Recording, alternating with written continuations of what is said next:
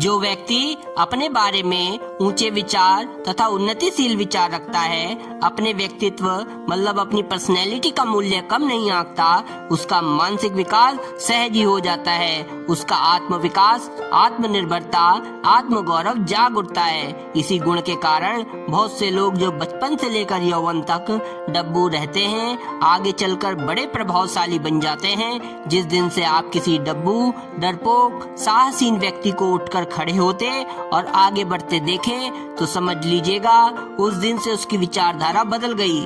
अब उसकी प्रगति को कोई रोक नहीं सकता।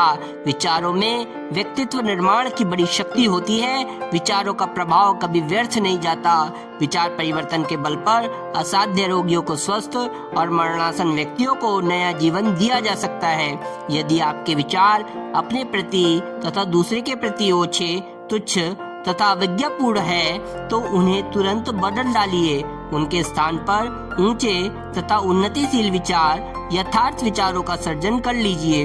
यह विचार कृषि आपके चिंता, निराशा, पराधीनता के अंधकार से भरे जीवन को हरा भरा बना देगी। अपने व्यक्तित्व को प्रखर तथा उज्जवल बनाने के लिए भजन पूजा के समान ही थोड़ा बैठकर एकाग्र मन से इस प्रकार से आत्मचिंतन कीजिए, स्वाध्याय कीजिए और देखिए कि कुछ ही दिनों में आप में क्रांतिकारी परिवर्तन दृष्टिगोचर होने लगेंगे। अपने साहस और उत्साह का संबल संभाल कर उठ खड़े होइए।